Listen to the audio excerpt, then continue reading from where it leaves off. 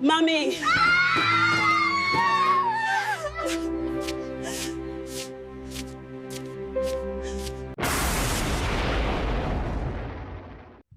In the heart of Enugu City stood a mansion that gleamed like loyalty, the house of Chief Arinze Okafor, a man whose words could make headlines and whose generosity made him loved by many. Yet, behind those tall golden gates was a family whose happiness was constantly shadowed by tradition and expectation. Chief Arinze adored his wife, Mrs. Rose, a graceful woman with a gentle heart and wisdom that softened even the toughest situations. Together, they had three beautiful daughters, Chimamanda, Oluebubechukwu, and Oledo, each intelligent, full of dreams, and the pride of their parents. Every morning, laughter filled the house as the guests ran down the marble staircase, their mother smiling proudly. Chief Arinze often said, "My daughters are my crown. No man is richer than the man of three queens." But not everyone shared his joy. His mother, Mama Arinze, a fence traditionalist from the old village, saw things differently. To her, words meant nothing without a mere heir, someone to carry the family name, to inherit the legacy, and to sit on the throne of her son's wealth. From the moment Mrs. Rose gave birth to her third daughter, Mama Arinze's warmth turned cold. Her visits became torture. Rose, she would snare.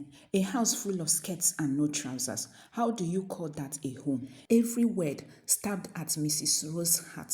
Yet she endured in silence, not wanting to bring problem between mother and son. But deep down, the pain grew heavier each day as she wondered whether her worth as a wife would ever be seen beyond the gender of her children. It was a quiet Sunday evening in the Okafor mansion. Inside, the family had just finished dinner. Laughter still echoed faintly as the girls cleared the table, their mother humming a hymn in the background. Then came the sound of a car horn, long, sharp, and familiar. Mama Arinze had arrived. Unannounced, Mrs. Rhodes' smile faded, her hands trembling slightly as she adjusted her clothes. She knew what that visit meant. Trouble in peace disguise. Mama Arinze stepped out of the car, like a queen returning from battle, her coral beads glittering, her eyes sharp and searching. Chief Arinze rushed to welcome her, bowing slightly as custom demanded. "Mama, you didn't tell me you were coming. Do I need permission to visit my own son?" she snapped, brushing past him into the house. The atmosphere shifted instantly. After exchanging brief pleasantries with her grandchildren, Mama Arinze turned to her son with a heavy sigh. "Arinze, my son, I have been patient for too long. Do you think I don't hear what people are saying in the village?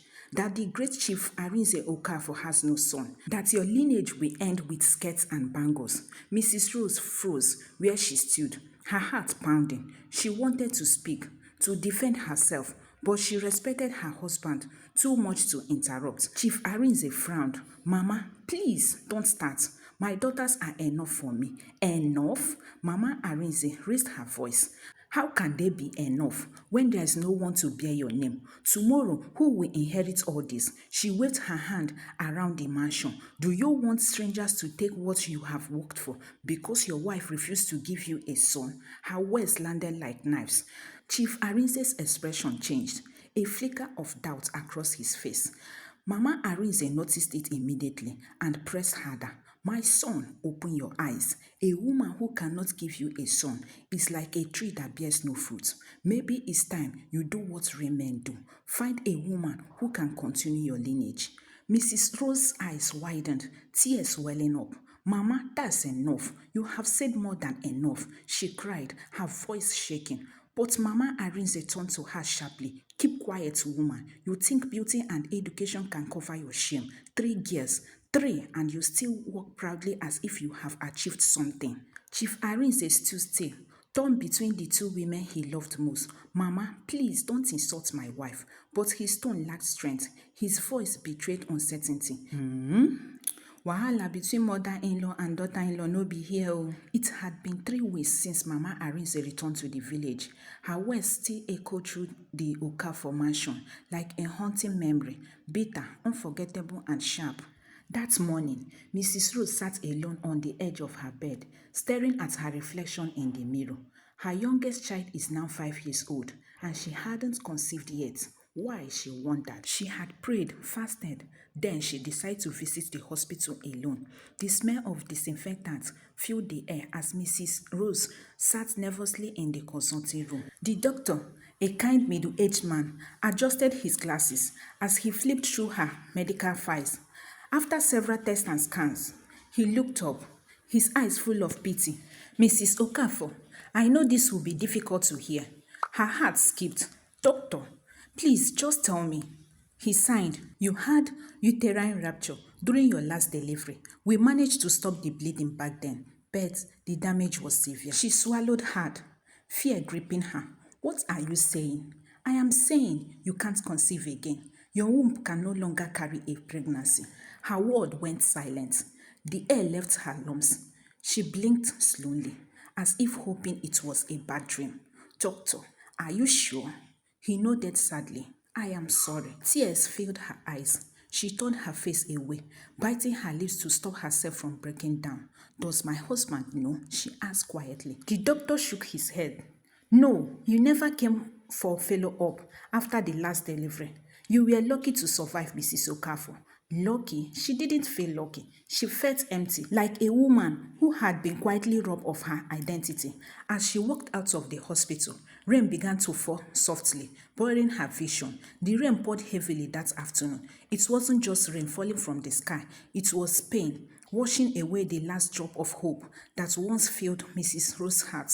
She sat quietly on the edge of her bed. The doctor's words echoed in her mind like a curse. Ruptured womb, irreversible damage, unable to conceive again. It felt as if the walls were closing in, her world shrinking into her single painful truth. She could never bear a child again. Her tears fell, not just for herself, but for the love she feared she might lose, the marriage she had fought to protect. As lightning flashed through the curtains, she remembered Mama Arinze's words. A woman who cannot give you a son is like a tree that bears no fruit. 3 years? Is that what you are proud of? Who will continue our family name? Each word stabbed deeper now, burning into her soul. She took a deep breath and whispered, if this is the price of love, then I will pay it with pain. That night, Chief Arinze came home late from work. He smiled, kissed her on her forehead, and asked about dinner. She smiled back, hiding her pain behind grace. But when he slept, she sat beside him in the dark, tears sliding down her cheeks. You deserve to have a son, my love, she whispered softly, brushing her fingers through his hair, even if it's not through me. Then one evening, as the golden sunset spilled through the curtains, Mrs. Rose sat quietly in the living room, waiting. Her hands were clasped tightly on her lap, and her Bible lay open beside her. When Chief Arinze walked in, smiling softly, she called out, Arinze, please sit. We need to talk. He frowned slightly, sensing the weight in her tone, and sat beside her. She took a deep breath, her eyes glistening. The doctor confirmed it. My womb is damaged. I can't give birth again. Chief Arinze's face fell. The paper in his hand slipped quietly to the floor. Rose, don't say that. God can still do miracles. She shook her head gently. No, Arinze, I have accepted it. Maybe this is how God wants it. Tears welled in her eyes, but her voice stayed still. You have been a good man to me. You have loved me beyond measure. But I know what your mother wants and what the society expects. He turned sharply. Rose, please. Please don't start. Listen to me, she whispered, her voice trembling. You need a son, someone to carry your name. And since I can't give you that, I want you to take another wife. Chief Arinze froze. What are you saying? She forced a faint smile. Don't look at me like that. I am serious. You deserve to have the complete joy of fatherhood. Then, instantly, she added, I have thought about it. Maybe someone like Lucy. Lucy? Arinze's heart skipped. Yes, Rose nodded innocently. My friend Lucy. We have known each other since secondary school. She's a good woman and she is single. She respects you and I believe she would never hurt me. I know it sounds strange, but at least if it's someone I trust, my heart will be at peace. Chief Arinze looked at her, shocked, speechless, guilty. He remembered Lucy's eyes years ago, the way she lingered around him, her flirtatious smile, Her attempt to seduce him when Rose wasn't around. He had pushed her away back then, ashamed of himself and loyal to his wife. Now, hearing his wife suggest that same woman, it was like a dagger of guilt piercing his heart. Rose, no, I can't do that, he stammered. Please don't ever bring this up again. But she took his hands, tears slipping down her cheeks. Arinze, I love you so much to let you suffer. Don't let my weakness become your sorrow. Please think about it. Chief Arinze pulled her close and held her tight, his own tears falling silently. He wanted to speak, to tell her the truth about Lucy, but his tongue felt heavy, chained by guilt and fear. Days later, Mrs. Rose invited Lucy. As both sat together at the balcony, enjoying the warm breeze, their laughter drifted softly through the compound, the laughter of two women who had shared years of secrets, tears and dreams. Lucy smiled. Rose, you are quiet these days. What's wrong? You used to be full of life. Mrs. Rose looked at her for a moment, then smiled faintly. I just have a lot in my mind. Talk to me, Lucy said, placing her hand on Rose's arms. Rose hesitated, then took a deep breath. Lucy, I went to the hospital last week. The doctor said my womb is damaged. I can't have children again. Lucy gasped, placing her hand on her chest. Jesus, Rose? No, that can't be true. Rose smiled faintly. It's true. I cried for days. I even thought God has forgotten me. But I have prayed, and now I have accepted my fate. She took Lucy's hand and held it tightly. That's why I called you here today. I want to tell you something very important. Lucy's eyes widened slightly, pretending to be concerned. I am listening. Rose hesitated, her lips trembling before she spoke. Lucy, you know I love my husband. He's been nothing but good to me. But every man dreams of having a son. And since I can't give him that, I have decided to do something. Lucy leaned closer. What is it? Rose sighed deeply, tears gathering in her eyes. I want him to take another wife, and I want it to be you. For a moment, Lucy froze. Her mouth fell open. Me? She stammered, trying to look shocked. Rose nodded. Yes, you are the only woman I trust. You have been like a sister to me since school days. I know you will treat him right, and you will love my daughters as your own. Lucy placed her arm on her chest. Rose, no. How can I? You are my friend, my sister. I can't marry your husband. Snake in green grass.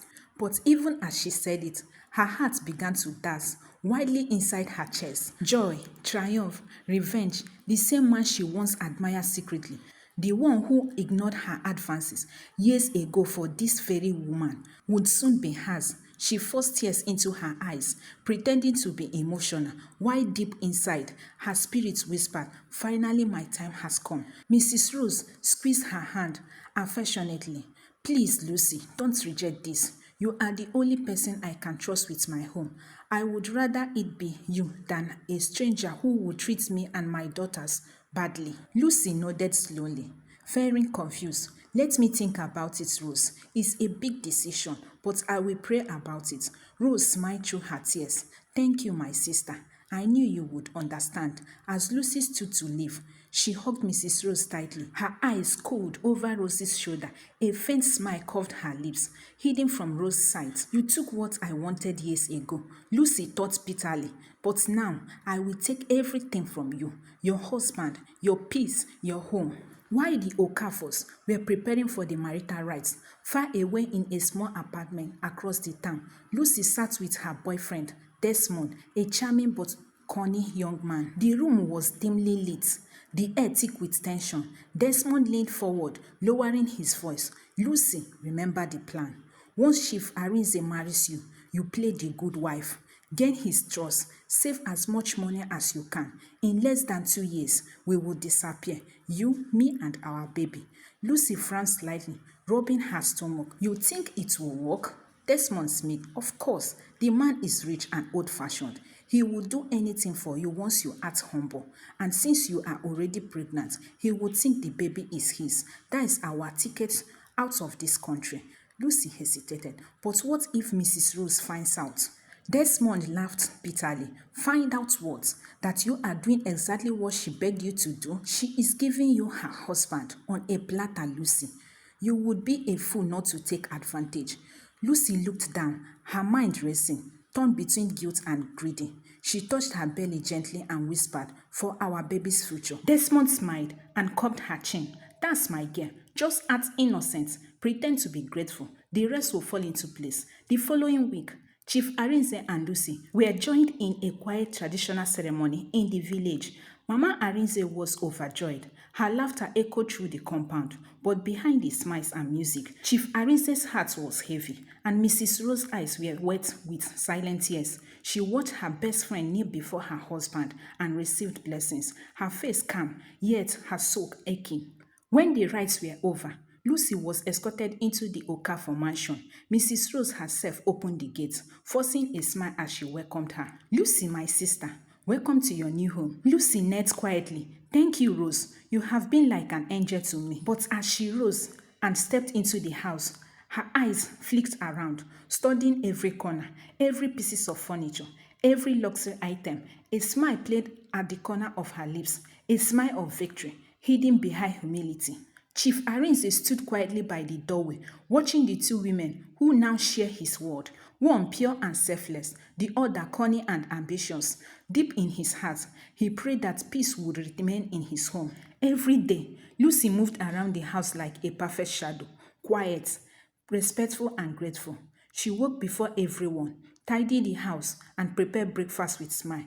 "Good morning, my dear friend," she would greet cheerfully, kneeling with a tray of tea. And Mrs. Rose, touched by her humility, would smile warmly. "Lucy, my dear, you don't have to serve me every morning." Lucy would laugh softly. "Please let me. You have done so much for me already. I want to make you proud." Even Chief Arinze was impressed. She watched as Lucy prayed loudly in the evenings, reading her Bible, leading the family devotion. She sang hymns beautifully, her voice calm and angelic. Soon everyone in the neighborhood began calling her the peaceful second wife. But what no one knew was that behind her gentle smile was a heart full of cunning fire. The night was quiet, too quiet, the kind of silence that carries both peace and danger. Rain drizzling softly on the glass windows of the Okafor mansion, and the gentle horn of the generator filled the air. Lucy stood before her window, brushing her long hair slowly. Her reflection stared back, calm, beautiful, and dangerous. Lucy was now Mrs. Lucy Arinze Okafor, the second wife, legally married, publicly accepted, and carefully tolerated by Mrs. Rose.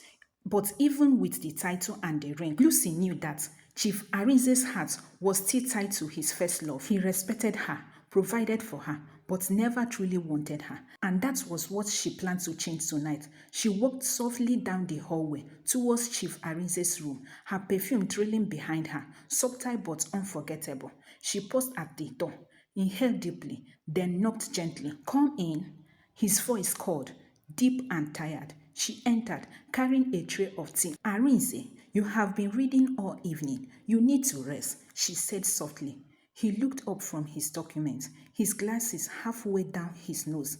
"Lucy, you shouldn't be awake at this hour." "I couldn't sleep," she said, setting the tray down. "I was thinking about you. Do you know how it feels to love someone and never be loved back?" Her words pierced through the air like a blade. Chief Arinze sighed and leaned back. "Lucy, you have done well since you came into this house. You have been obedient, prayerful. I appreciate that." She smiled faintly. "Appreciate? Is that all, Arinze?" He hesitated, sensing where she was going. She stepped closer, kneeling beside his chair. "I am your wife, yet you treat me like a guest. Do you know how that feels?" Her voice broke silently, perfectly rehearsed emotion. He looked away. "You know I respect you, but I am still trying to make peace with your coming here.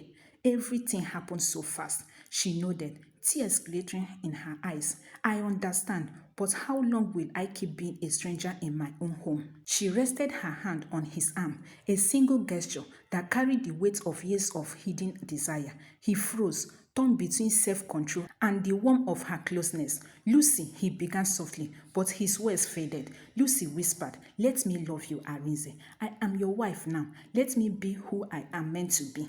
Her words, her tone, her tears all combined in a storm he couldn't resist. And though it wasn't love that burned them that night, it was about power. The next morning, Lucy stood by the window, the early sun touching her face. Her expression was unreadable, neither joy nor guilt. Chief Arinze was still asleep. She turned slowly, a cold smile forming on her lips. "You are finally mine," she whispered under her breath. As she stepped out of the room, smiling faintly at her reflection, she picked up her phone, typed a short message, and sent it. "It is done. He trusts me now," Lucy sent.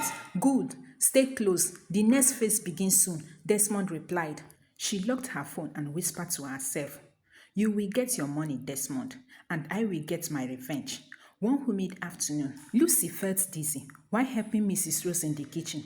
Her hands trembled, the room spun, and she almost collapsed. "Lucy, are you okay?" Mrs. Rose rushed to catch her. "I am fine, my dear.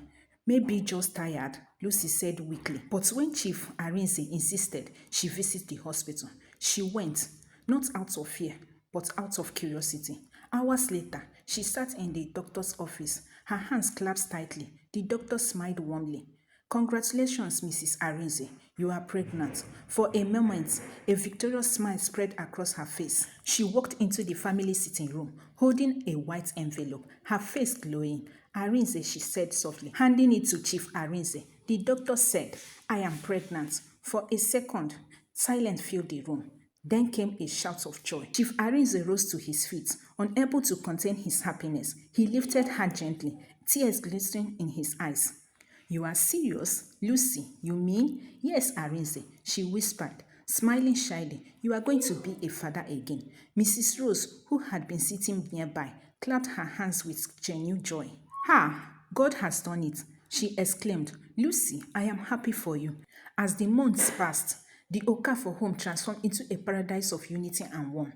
Lucy had suddenly become gentler, more caring, and more affectionate towards everyone, especially Mrs. Rose and her daughters. Mrs. Rose and Lucy cooked together, laughed like sisters, they shared stories, prayed together, and even took walks in the garden. But only Lucy knew the truth, that the child growing in her womb wasn't Chief Arinze's but Desmond's.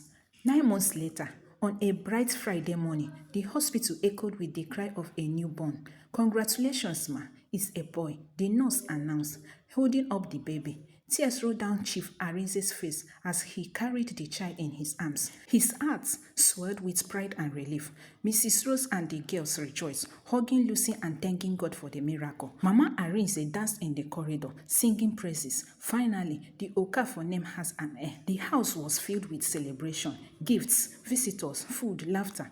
Lucy smiled at everyone, tears glittering in his eyes. Weeks after the baby's arrival, the warm laughter that once filled the mansion began to fade. Lucy changed. Little by little, her sweetness began to soar. Her tone grew old, her words sharper. She stopped joining them for prayers, often locking herself in her room with excuses. Mrs. Rose noticed, but tried to understand. Maybe she's tired, she told herself. But the more she tried to show love, the more Lucy pushes her away. Mama Arinze noticed this change, and instead of correcting it, she fueled it. "My son, Lucy is the true blessing in your life. She gave you a son, an heir. You must protect her." One evening, Lucy spoke sharply in front of the family. "Mrs. Rose, please stop acting like you care about my child. You had your chance. Leave mine alone." The words struck like lightning. Mrs. Rose froze, tears instantly filling her eyes. "Lucy, how can you talk to me like this? I am your sister, your friend." Lucy laughed bitterly. "You were never my friend. You were never my sister. You made me a second wife. That is all I will ever be to you. Don't pretend now." The room went silent. Chief Arinze looked away, embarrassed. Mama Arinze only shook her head, whispering, "Let her be. She's the mother of the heir."